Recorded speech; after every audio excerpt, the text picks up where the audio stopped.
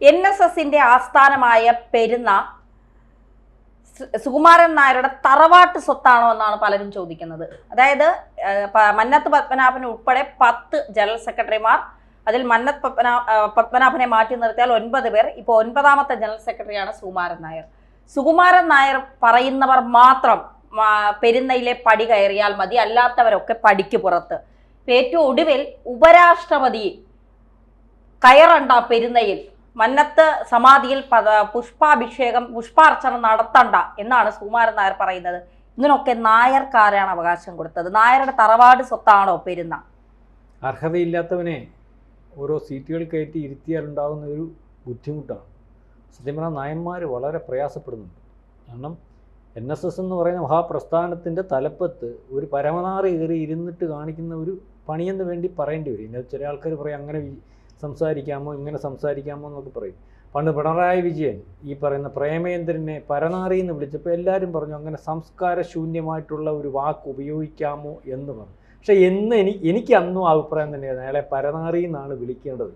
അതിനകത്ത് വേറെ കാര്യമൊന്നുമില്ല. പിയേഴ്സൺ മാഷിനും എനിക്കുമൊക്കെ അറിയാവുന്ന പോലെ ഈ RSP എന്ന് പറയുന്ന പ്രസ്ഥാനത്ത് ഇന്ന് ഇല്ലായ്മ ചെയ്തിട്ട് സ്വന്തം താല്പര്യത്തിന് വേണ്ടി മാത്രം ഉപയോഗിച്ച, ഇടയ്ക്കൊന്ന് പറഞ്ഞിട്ട് പോവാം, ഞാൻ ആദ്യം പരനാറി ഉപയോഗിച്ചു, ഇപ്പോൾ ഏറ്റവും അവസാനം സ്വന്തം മോനെ കൊണ്ടുവന്ന് സീറ്റ് മത്സരിപ്പിക്കാൻ നോക്കി. ആ പാർട്ടിയെ മൊത്തം ഊറ്റിക്കുടിച്ച് അതിൻ്റെ പ്രധാനപ്പെട്ട നേതാക്കന്മാരെ, കമ്മ്യൂണിസ്റ്റായിട്ടുള്ളവരെ മൊത്തം ഇല്ലായ്മ ചെയ്ത് പഞ്ചായത്ത് മെമ്പർ തുടങ്ങി മന്ത്രിയായി MLA ആയി നിത്യവും ഏതെങ്കിലും ഒരു പോസ്റ്റിൽ ഇരുന്ന് ആരും അറിയാതെ ഒളിപ്പിച്ച് കിടത്തുന്ന പ്രേമേന്ദ്രൻ എളുപ്പം അവസാനം വന്ന വേറെ മോനെ കൊണ്ടുവരുന്ന ഒരവസ്ഥ വന്നല്ല. ഇത് CPM ആണ് ഇയാളെ പൊതുജനത്തിനെ കാണിച്ചു കൊടുത്തത്. സാറിനറിയാമോ? CPMൻ്റെ സ്റ്റേജുകളിൽ വർത്തമാനം പറയാൻ അറിയാവുന്ന, അല്ലെങ്കിൽ സംസാരിച്ചോട്ടെ എന്ന് വെച്ച് പിണറായി വിജയൻ ഉൾപ്പെടെ പ്രധാനപ്പെട്ട നേതാക്കന്മാരെ നയിക്കുന്ന പ്രധാന ജാതികളിൽ സ്റ്റേജിൽ അവസരം കൊടുത്താണ് ഇയാൾ പൊതുജനം അറിയുന്നത്. അല്ലെ കൊല്ലത്ത് നിന്നിട്ടുള്ള ഒരു MP ആരറിയും? അങ്ങനെ വന്ന ഒരു മനുഷ്യൻ ഒരു സുപ്രഭാതത്തിൽ തലേന്ന് എനിക്ക് തോന്നുന്നു ഈ സരിത കേസിൻ്റെ അല്ലെങ്കിൽ സോളാർ കേസിൻ്റെ വിഷയം സംസാരിച്ചിട്ട് പിറ്റേന്ന് രാവിലെ പത്രത്തിൽ കൂടെ കാണുന്നത് പാർട്ടി മാറി UDF. അയാളെ പിന്നെ പരനാറി എന്നല്ല, പിന്നെ എന്തോ വിളിക്കേണ്ടത് എന്ന് പറഞ്ഞാൽ ഇയാളെ എന്തുവാ വിളിക്കേണ്ടത്? ഈ NS ജനറൽ സെക്രട്ടറി ഇയാൾ ആരാന്ന ഇയാളെ വിചാരം? സാറേ ഉപരാഷ്ട്രപതിയാ, മാത്രവുമല്ല അയാൾ കേരളത്തിൽ നിന്നുള്ള ആളാണ്. ഇവിടുന്ന് പറഞ്ഞ ഉപരാഷ്ട്രപതി അയാൾ BJPയോ SDP യോ ജമാഅത്ത് ഇസ്ലാമിയോ എന്തുമായിട്ട് ഒരു ഭരണഘടനാ സ്ഥാപനത്തിൻ്റെ ആളായിട്ട് വന്നതല്ലേ, വലിയൊരു പദവിയിലിരിക്കുന്ന ആൾ. അയാൾ ഇവിടെ വരുന്നു, അയാളുടെ ചാർട്ട് ആര് തീരുമാനിക്കുന്നു? ഉപരാഷ്ട്രപതിയുടെ ഓഫീസ് തീരുമാനിക്കുന്നു. അവിടെ വന്ന് ഹെലികോപ്റ്റർ ഇറങ്ങിയിട്ട് ആദ്യം തീരുമാനിക്കുന്നത് അദ്ദേഹത്തിൻ്റെ പുഷ്പാർച്ചന നടത്താണ്. ഇവൻ്റെ തന്തയല്ല ഈ പറയുന്ന സുകുമാരനായുടെ തന്തയൊന്നും അല്ലല്ലോ, അല്ല, NSSൻ്റെ അല്ലെങ്കിൽ നായന്മാരുടെ സമുദായ ആചാര്യനാണ്. ആ ആചാര്യന് ബഹുമാനം കൊടുക്കുന്നതിന് വേണ്ടി ഇന്ത്യയുടെ ഉപരാഷ്ട്രപതി തീരുമാനിക്കുമ്പോൾ അത് വേണ്ടാൻ തീരുമാനിക്കാൻ ആരാണ് ഇയാൾ? ഇവിടുത്തെ NSSകാരുടെ മൊത്തം വികാരമല്ലേ അങ്ങനെ ഒന്നും ഉണ്ടാവണമെന്ന്. NSSനെ അല്ലെങ്കിൽ ഇന്ത്യൻ പ്രധാനമന്ത്രിയോ ഉപരാഷ്ട്രപതിയോ രാഷ്ട്രപതിയോ അതുപോലെ വലിയ പദവികളിലിരിക്കുന്ന ആൾക്കാർ വന്നിട്ട് അവിടെ 10 പുഷ്പം ഇട്ടിട്ട് പോകുന്നത് അവർ അഭിമാനമായിട്ടല്ലേ ഇവിടുത്തെ നായന്മാർ കാണുന്നത്. അപ്പോൾ ഇയാളെ ചെന്ന് കാണണം, ഇയാളെ വണങ്ങണം. ഇയാൾക്ക് അവിടെ ഇയാൾക്ക് ഇഷ്ടമുള്ളവർ ചെല്ലാം. രമേശ് ചെന്നിത്തലയല്ല, കൊടിക്കുന്ന് സുരേഷയല്ല, വാസവൻ ചെല്ലാം, പിന്നെ ആരാ ഈ പറയുന്ന BJPയുടെ ശ്രീധരൻപിള്ള ചെല്ലാം. ഇയാൾ അവിടെ ചെന്നിട്ട് ഇയാളൊരു കസേരയിലിരിക്കും, വട്ടം ഏറാം മൂളികളുടെ കൂട്ട് നിൽക്കുന്ന ആൾക്കാരെ മാത്രം ഇയാൾ മതി. പിന്നെ ഇപ്പം ഇയാൾ NSSനെ കച്ചവടമാക്കിയിരിക്കുക. ഇയാളെ താല്പര്യത്തിനനുസരിച്ച് ഇയാൾക്ക് ഭരണത്തിനകത്ത് നിയന്ത്രിക്കുന്നതിന് അല്ലെങ്കിൽ ഈ പ്രത്യേക താല്പര്യങ്ങൾ. ഇപ്പം ഇയാളെ കണ്ടില്ലേ, ഇയാൾ ഇതിനകത്ത് വന്നത് എങ്ങനെ? ഇയാൾ ഇവിടെ വന്നത് എങ്ങനെയാണെന്നറിയോ? ഞാൻ പറഞ്ഞത് അർഹതയില്ലാത്തവൻ ഒരു പിയൂണിന്റെ പണി ചെയ്യാൻ ചായ മേടിച്ചു കൊടുക്കാൻ അവിടെ വന്നവൻ ആരുടെയൊക്കെ കാലും കൈയും പിടിച്ച് ഈ കസേര കൈക്കലാക്കി. ഇപ്പം അയാൾ നോക്കുന്ന അയാളുടെ ഒരു മകളെ NSSന്റെ ജനറൽ സെക്രട്ടറി ആക്കാനാണ് നോക്കുന്നത്. സത്യസന്ധമായിട്ടുള്ള കാര്യം. തിരുവായില്ല സർ. ആരെങ്കിലും NSSന് വേണ്ടി നിൽക്കുന്നവൻ, NSSന് വേണ്ടി സംസാരിക്കുന്നവൻ, ഇയാളുടെ താല്പര്യത്തിനനുസരിച്ച് അല്ലെങ്കിൽ ഇയാൾ അന്നേരം ഡയറക്ടർ ബോഡിയിൽ നിന്ന് NSS നിന്ന് പുറത്താക്കുക. കലഞ്ഞൂർ മധു, എനിക്കറിയാം, അടൂര്. ഈ ഇപ്പം ഇയാൾ പത്മ കഫേ എന്ന് പറഞ്ഞ് വട്ടം കൊണ്ട് നടക്കുന്നുണ്ടല്ലോ. അയാൾ പറഞ്ഞു പത്മ കഫേ എന്ന് പറഞ്ഞ അവിടെ NSSന്റെ ഘട്ടം കിടക്കും, ഇവിടെ തുടങ്ങാം. NSSന് വരും. പറ്റത്തില്ല. അയാൾ പറയും ഞാൻ തുടങ്ങിക്കോളാം. അയാൾക്ക് കപ്പാസിറ്റി ഉള്ള റെയിൽവേ കോൺട്രാക്ടർ, ഞാൻ തുടങ്ങിക്കോളാം, എൻ്റെ കയ്യിൽ തുടങ്ങി, നഷ്ടം വരുമെങ്കിൽ ഞാൻ സഹിച്ചു. അയാളുടെ കാശിൽ തുടങ്ങി അവിടെ കച്ചവടം തുടങ്ങി. അയാളുടെ നോട്ടത്തിൽ അവിടെ നിന്ന് ഏറ്റവും നല്ല ഭക്ഷണം കച്ചവടം തുടങ്ങി. ഒരു ദിവസത്തെ ലാഭം തന്നെ ലക്ഷക്കണക്കിന്. അതിൻ്റെ കെയർ ഓഫിലെ വട്ടം തുടങ്ങിയൊക്കെ പോയി. അവസാനം അയാളെ അവിടെ അതിൻ്റെ അടുത്ത് കിടന്ന വസ്തു അയാളുടെ കാശ് കൊടുത്ത് NSSനെ മേടിച്ചു. എന്നിട്ട് പറഞ്ഞ് കുറേശ്ശെ കാശ് ഇപ്പോഴും കാശ് കൊടുക്കാനുണ്ട്, കോടികളുടെ. അടൂര വസ്തു മേടിച്ച് SNDP യൂണിയൻ്റെ കുറേ വസ്തു ഇതെല്ലാം കഴിഞ്ഞിട്ട് ഒരു സുപ്രഭാതത്തിൽ ഇയാൾ ഏതാണ്ട് ഇതിനകത്ത് നിന്ന് ഏതാണ്ട് ഒരു ന്യായമായ കാര്യം പറഞ്ഞുകൊണ്ട് പിറ്റേന്ന് ഡയറക്ടർ പോയി നിന്നിട്ട് ദൂരെ കളഞ്ഞു. ഇതാണ് ഇയാളുടെ സ്വന്തം താല്പര്യത്തിന്. ഇപ്പോൾ ഇയാൾ മകളെ കൊണ്ടുവന്ന് എല്ലാ സമ്മേളനങ്ങളിലും പങ്കെടുപ്പിച്ച് ഒരു തലമുടിയൊക്കെ ക്രാപ്പടിച്ച് ഒരു പെണ്ണുപിള്ളയുണ്ട്, തലമുടിയൊന്നുമില്ല, ഇവരെ ക്രാപ്പടിച്ച് ഇവരെ അവതരിപ്പിച്ചുകൊണ്ടിരിക്കുക. അതായത് ഇതിന് ശേഷം ഈ പറയുന്ന വലിയ സന്യാസിയായിട്ട് സ്വയം അവതരിപ്പിക്കുന്ന ഈ കുണ്ടി കുണുക്കി പക്ഷി എന്ന് പറഞ്ഞാൽ ഇങ്ങനെ ഒരു പക്ഷിയുണ്ട്, സാറിൻ്റെ നാട്ടിലൊക്കെ ഉണ്ടോ എന്നറിയത്തില്ല. ഇതിങ്ങനെ ഇരുന്ന് കുണ്ടി കുണുക്കും. ഇതിൻ്റെ ഒരു വിചാരം എന്ന് പറഞ്ഞാൽ ഈ കുണ്ടി കുണുങ്ങുമ്പോൾ ലോകം മൊത്തം കുലുങ്ങുന്നതാണ് എന്ന് പറഞ്ഞാൽ അയാൾ ഉപരാഷ്ട്രപതി അവിടെ ചെല്ലണ്ടാന്ന് തീരുമാനിക്കുക. നായന്മാരുടെ വികാരമാണ്. നായന്മാരുടെ സമുദായ ആചാര്യനെ അംഗീകരിച്ചാൽ, ഒരു ഉപരാഷ്ട്രപതി അംഗീകരിച്ചാൽ ഇവിടുത്തെ ഓരോ നായന്മാർക്കും വികാരം ഉണ്ടാവുന്നതാണ്, എനിക്കുൾപ്പെടെ വികാരം ഉണ്ടാകുന്നത്. ആ സമയത്ത് ഈ പരമനാറി അവിടെ ചെല്ലണ്ടാന്ന് തീരുമാനം. പലരും ഇതുപോലെ സുരേഷ് ഗോപി വിളിക്കാൻ അയാളെ നീളവും കാണാൻ വൃത്തിയൊക്കെ ഉണ്ടല്ലോ, ഇയാളുടെ കൂട്ടി ഇരിക്കുമല്ലോ, അപ്പം കുരങ്ങൻ്റെ കൂട്ടിരിക്കുമല്ലോ സുരേഷ് ഗോപി. അതുകൊണ്ട് അയാളെ ഇഷ്ടമല്ല. അതുപോലെ ഗോവാകരന് പരാതി പറഞ്ഞു. അയാൾ പറഞ്ഞു ഞാനവിടെ ഇതുപോലെ അവിടെ സമുദായ ആചാര്യന് പുഷ്പാർച്ചന നടത്തുന്നു. അയാൾ ഗവർണർ ആയതിനു ശേഷം അവിടെ വന്ന് പുഷ്പാർച്ചന നടത്തുന്നു പുള്ളിക്ക് തോന്നുക. ഇയാൾ പറയാൻ പറ്റത്തില്ല. ആരണ്ട് പറയുന്നുണ്ട്, എനിക്കതിനെ പറ്റി വലിയ ബോധ്യമില്ല, ശരിയാവാതിരിക്കാൻ സാധ്യമൊന്നുമില്ല. ഇപ്പം വിവേക് മാസ്റ്റർ പറഞ്ഞു, എടാ സമുദായാചാര്യൻ്റെ കൊച്ചുമോഞ്ഞെന്താ പറഞ്ഞു നീ കയറണ്ടാന്ന്. അയാൾ അവിടെ ആണെങ്കിൽ കയറിപ്പോയ NSN സെക്രട്ടറി ആവുമെന്ന് മേടിച്ചായിരിക്കും. ഏതായാലും നായന്മാരുടെ നാശമാണ് ഇയാൾ. ഈ പറയുന്ന കഴിഞ്ഞ ദിവസം ഇതുപോലെ എന്തോ സ്നേഹമോ SNDP യൂണിയൻ ജനറൽ സെക്രട്ടറിക്ക് അയാൾ എത്രയോ ഭേദമാണെന്നറിയോ. ഞാൻ അയാളെ സത്യം പറഞ്ഞാൽ വായി വരുമ്പോൾ ഔട്ട് സ്പോക്കൺ എന്ന് ഞാൻ പറയും. പക്ഷേ ആ സമുദായത്തിന് ഈ അംഗീകാരം ഉണ്ടാക്കി കൊടുത്തതും ഈ ഈഴവൻ എന്നുള്ളത് ബലമുള്ളവരാണെന്ന് വരുത്തി തീർത്തു കൊടുത്തതും ഉള്ള ഒരു സമുദായ ആചാരം തന്നെയാണ് ഈ പറയുന്ന വെള്ളാപ്പള്ളി നടേശൻ.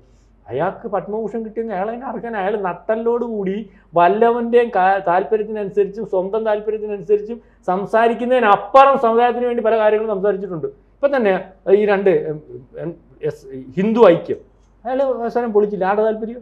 ആരുടെ താല്പര്യം ഈ പറയുന്നതോടെ അയാൾ കോൺഗ്രസ് കളിക്കുന്നുണ്ട്. അയാൾ പാർട്ടിയുണ്ട്, അയാൾക്ക് പാർട്ടിയുണ്ട്. അയാൾ പണ്ട് തൊട്ടേ പരിശോധിച്ചാൽ അയാൾ കോൺഗ്രസ്സാണ്. കഴിഞ്ഞ ദിവസം രമേശ് ചെന്നിത്തല അവിടെ ചെന്ന് ചെവി അടിച്ച് ചോദിച്ചു പോകല്ലോ. അതിന് മുമ്പ് തൊടുക്കുന്ന സുരേഷ് പോലെ അതൊന്നും പാർട്ടിയല്ലേ. ഇയാൾ പറയുന്നത് BJP ഇലക്ഷൻ സമയത്തായതുകൊണ്ട് ഞാൻ ഉപരാഷ്ട്രപതിയൊക്കെ BJP അല്ല ഉപരാഷ്ട്രപതിയാണ്. BJP വന്നെങ്കിൽ അവർ ജനാധിപത്യ സംവിധാനത്തിൽ കൂടെ അതിനകത്തൊക്കെ വന്നത്. അപ്പം ഇതാണ് ഇതിൻ്റെ അവസ്ഥ. ഏതായാലും ഞാൻ പറയുന്നത് ഇയാളെ റോഡിൽ ഇറങ്ങുമ്പോൾ നായന്മാർ കൂടി നിന്ന് കല്ലെറിയണം. അവിടെ ചെന്ന് വിളിച്ചിറക്കി ഇവന് ചാണകവെള്ളം ഒഴിക്കണം. എന്നാലേ ശരിയാവത്തുള്ളൂ. എന്നാലേ ഇനി നായന്മാരുടെ അഭിമാനം വീണ്ടെടുക്കുന്നതിന് വേണ്ടി സാധിക്കത്തുള്ളൂ. നമുക്ക് നമ്മളിങ്ങനെ വികാരപരമായി ഇതിനകത്ത് പൊട്ടിത്തെറിച്ചിട്ട് കാര്യമില്ല. പരനാറി എന്ന് പറയുന്ന വാക്ക് നമ്മുടെ സമൂഹത്തെ സംബന്ധിച്ചിടത്തോളം ഇങ്ങനെ പൊതുവേദിയിലൊന്നും നമ്മൾ ഉപയോഗിക്കുന്നത് ശരിയല്ല എന്ന് പറയുന്ന ഒരാളൊക്കെയാണ് ഞാൻ. അതുകൊണ്ട് അത്തരം വാക്കുകൾ ശരിയായിരിക്കും. ചിലപ്പോൾ ഇവരൊക്കെ പ്രവൃത്തികൾ അങ്ങനെയൊക്കെ പറയാൻ പലരെയും പ്രേരിപ്പിക്കുന്നുണ്ടാവും. പക്ഷെ നമ്മളൊരു ഡിസ്കഷൻ നടത്തുന്ന സമയത്ത് അതൊക്കെ ഒഴിവാക്കുന്നതായിരിക്കും നല്ലത്. പ്രശ്നം എന്താണെന്ന് വെച്ചാൽ ഇദ്ദേഹം പറയുന്നൊരു കാര്യം ഇതാണ്, എന്തുകൊണ്ട് കയറ്റിയില്ല. ഇദ്ദേഹം പറയുന്നത് ഉപരാഷ്ട്രപതി വരുമ്പോൾ അതിൻ്റെ ചട്ടവട്ടങ്ങളും നടപടിക്രമങ്ങളുണ്ട്. അതിൻ്റെ ഭാഗമായിട്ട് 2-3 ദിവസം മുമ്പ് ഇതൊക്കെ പരിശോധിക്കാനായിട്ട് പട്ടാളക്കാർ ഷൂസൊക്കെ ഇട്ട് വരും. അവരൊക്കെ ഈ മന്നം സമാധിയിൽ ചവിട്ടിയാണ്. ക്ഷേത്രത്തെ പോലെ പരിപാലനമായിട്ട് ഞങ്ങൾ കാത്തു സൂക്ഷിക്കുന്ന ഇടം ഇങ്ങനെ ഷൂസ് ഇട്ട് ചവിട്ടും. പിന്നെ പട്ടികളെ കൊണ്ട് നടക്കും. അതൊന്നും വേണ്ട എന്ന് കരുതിയാണ് അത് ഒഴിവാക്കിയത് എന്നാണ് അദ്ദേഹം പറയുന്നത്. ശരിയാണ്, ഉപരാഷ്ട്രപതി വന്നാലോ രാഷ്ട്രപതി വന്നാലോ ഒക്കെ അവരുടെ നടപടിക്രമങ്ങൾ അത് വലിയ സെക്യൂരിറ്റി സമ്പ്രദായത്തിൻ്റെ ഭാഗമാണ്.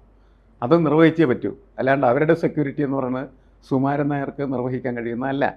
അതുകൊണ്ട് ഈ സംവിധാനങ്ങളൊക്കെ ഉണ്ടാവും.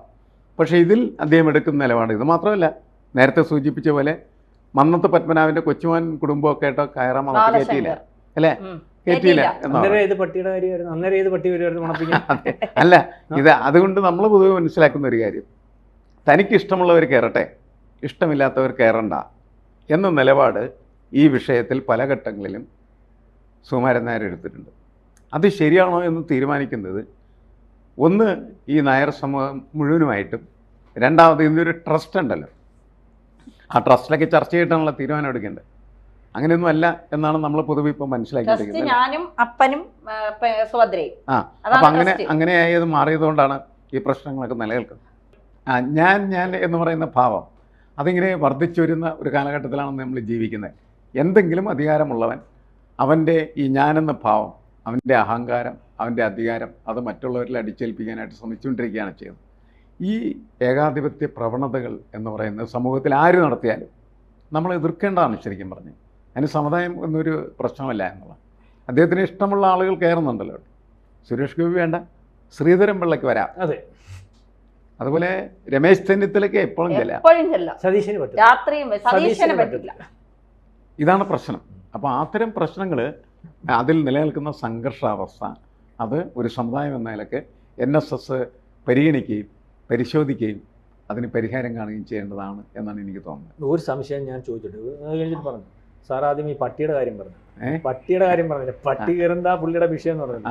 NSSനകത്ത് ഉപരാഷ്ട്രപതി ചെല്ലുന്നില്ല, പട്ടിയും കയറ്റുന്നില്ല, അവരവരുടെ പാട്ടിന് പോയി. കാരണം കയറണ്ടെന്ന് അയാൾ തീരുമാനിച്ചത് കയറുന്ന ഒരു രീതിയില്ലല്ലോ. അയാളെ പേടിച്ചല്ല. അവിടെ കയറണമെങ്കിൽ 9 വട്ടം കയറിയിട്ട് ഉപരാഷ്ട്രപതിക്ക് പോകാൻ പറ്റും. പക്ഷെ അത് അവിടെയും പിന്നെയും കയറണ്ടാന്ന് തീരുമാനിക്കുന്ന ആരെയാണ്? മന്നത്ത് പത്മനാഭനെയും ബാക്കിയുള്ള നല്ല നയന്മാരും തീരുമാനിച്ചാൽ കയറാതെ പോകുന്നത്. അല്ലെങ്കിൽ ആര് തടഞ്ഞാലും ഉപരാഷ്ട്രപതിക്കും രാഷ്ട്രപതിക്കോ കയറാൻ പറ്റുമെന്ന് സാറിന് അറിയാമല്ലോ. അല്ല, പിന്നെ പട്ടിയുടെ കാര്യം, ഇവിടെ NSS ആസ്ഥാനത്ത് ഒരു ബോംബ് വെച്ചിട്ടുണ്ടെന്ന് ഒരു ഫോൺ കോൾ വന്നാൽ ഈ പട്ടിയെല്ലാം കയറി എവിടെ എല്ലായിടവും മണപ്പിക്കത്തില്ലയോ?